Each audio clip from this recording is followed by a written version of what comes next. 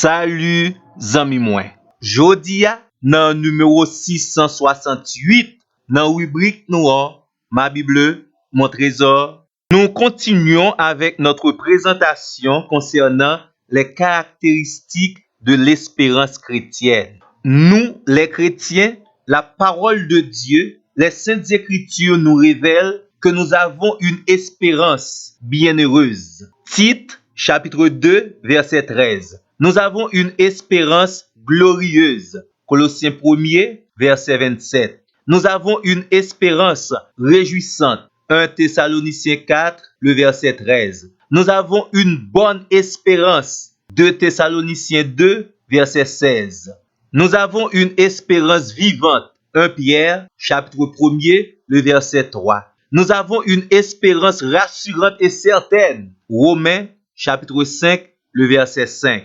Aujourd'hui, nous ajoutons, selon Hébreux, chapitre 7, verset 19, nous, les chrétiens, nous avons une meilleure espérance. L'auteur de l'Épître aux Hébreux, le chapitre 7, verset 19, dans le texte, la fait une comparaison entre l'œuvre de la loi et l'œuvre de la grâce. Li compare de principes sa yo, de système sa yo, de alliance sa yo, de dispensation sa yo, nan sa qui gen rapport premièrement avec le péché dans la vie de l'homme.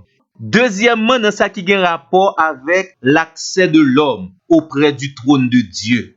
Et la conclusion nous dit, la loi était impuissante pour amener à la perfection. Et c'est ça qui te fait que le peuple ne pouvait jamais entrer dans la présence de Dieu dans les lieux très saints.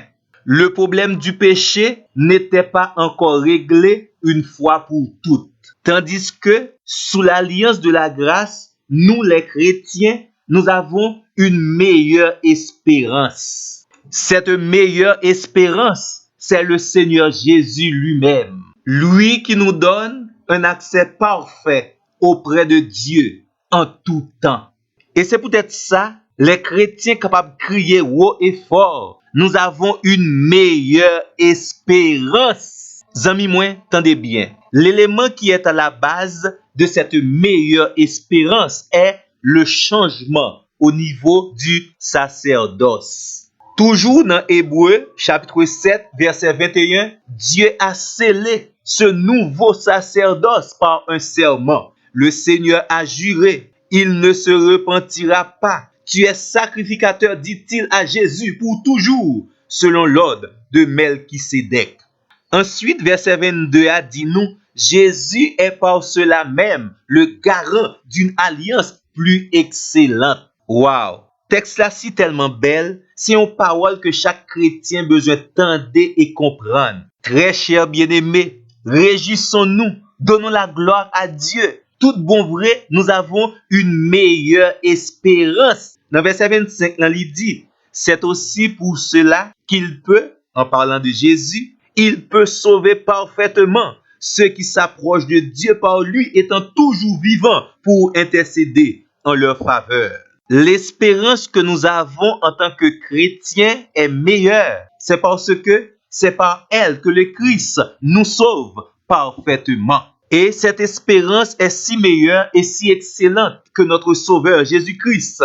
Il est toujours vivant pour intercéder en faveur des chrétiens. Sous capable de continuer lire dans verset 26 là, toujours Hébreux chapitre 7. Jésus, notre souverain sacrificateur, il est saint, innocent, sans tache, séparé des pécheurs et plus élevé que les cieux. Notre souverain sacrificateur Jésus-Christ n'a pas besoin d'offrir chaque jour des sacrifices, d'abord pour ses propres péchés, ensuite pour ceux du peuple, car ceci, il l'a fait une fois pour toutes, en s'offrant lui-même. Gloire à Dieu. Mais est-ce que vous comprenez, amis, moi? Et la conclusion est simple. Tout cela a fait que nous, les chrétiens, nous avons une meilleure espérance. Bon, qu'on y a, amis, moi?